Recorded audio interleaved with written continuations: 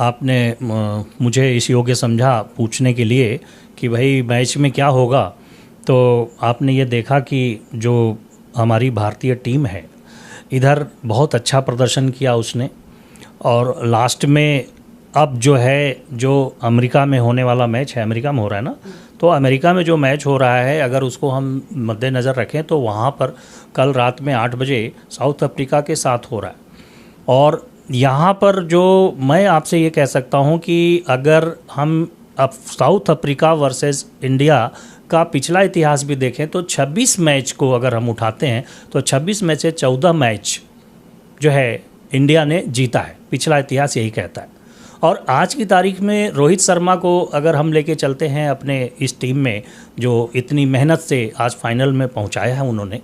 तो ये निश्चित रूप से सबकी भावना होती है, सब चाहते हैं कि भाई हम जीतें। लेकिन चूंकि हमसे आप बात कर रहे हैं तो मैं आपसे मैं जब भी बात करूंगा तो कोई बेस पे करूंगा, यानी कोई बेस होना चाहिए। तो बेस में हमने जो कुंडली बनाई है कल रात 8 बजे की, और कुंडली आज अंजलि जी आपने जब हमसे सवाल किया तो मैंने एक प्रश्न कुंडली बनाई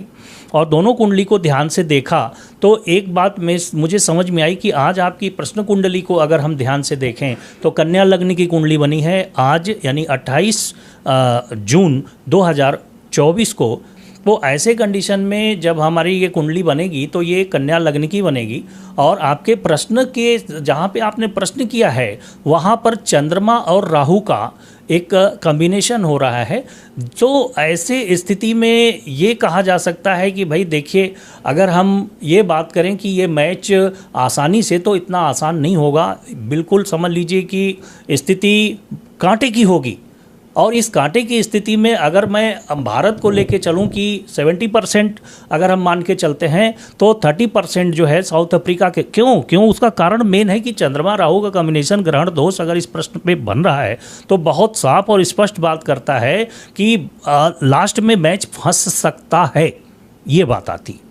और फंसने के साथ साथ जहां तक फाइनल रिजल्ट की बात करोगे तो उसके लिए मुझे चलना पड़ेगा कल के 8 बजे की कुंडली पे। तो 29 जून 2024 को रात में 8 बजे जो मैच भारतीय समय अनुसार शुरू होने वाला है, और हालांकि वहाँ 10 साढ़े 10 बजेगा मुझे लग रहा। तो ऐसे स्थिति में मैं ये कह सकता हूँ कि जब हम 8 बजे की कुंडली बनाएंगे तो भारतीय समय अनुसार ये धनु लग्न की कुंडली बनेगी,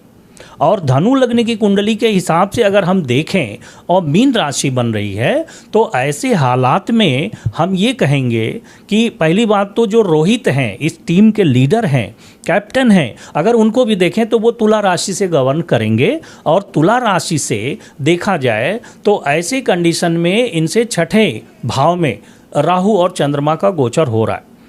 इनसे छठे भाव का कहने का मतलब है कि रोहित से छठे भाव में चंद्रमा और राहु का गोचर होगा। तो छठे भाव में राहु चंद्रमा का गोचर बढ़िया होता है, पहली बात। दूसरी बात, प्रश्न जो बना है उस प्रश्न पर अगर हम ध्यान दें तो नवमेश और खष्टेश, यानी नवमेश है सूर्य और खष्टेश है शुक्र, दोनों का कॉम्बिनेशन अगर यहाँ बन रहा है तो क्या कहता है, खष्टेश मतलब संघर्ष भाव, नवमेश मतलब भाग्य भाव। इन दोनों के कॉम्बिनेशन के हिसाब से ये कहा जा सकता है कि जो मैंने पहली कुंडली से कहा था कि 70%, यहाँ पे 99% चांसेस बन रहे हैं कि भारत जीतेगा, लेकिन मैच फंसेगा, ये याद रखिएगा। और दूसरी बात, सूर्य शुक्र ये भी कहता है कि टॉस जीतने वाली बात में भारत टॉस जीत सकता है और भारत बैटिंग कर सकता है पहले बार में, और स्थिति ऐसी बनेगी कि बड़ा रोमांचक तो होगा, लेकिन सीधी बात है कि जो देश जीतने के कगार पे होगा वही परेशान होगा। मान लीजिए हमारा भारत, हमने कहा ना कि इंडिया के जीतने के चांसेस बन रहे हैं, अगर हम कल की एक कुंडली बनाएं तो इंडिया के चांसेस बनेंगे, लेकिन लास्ट मोमेंट तक आपको यही लगेगा कि गड़बड़ है, मामला जाने वाला है, एकदम से हाथ में आ गया तो फिर पता चलेगा कि पूरे हिंदुस्तान में पटाखे ही पटाखे छूट रहे हैं और जय जयकार हो रही है।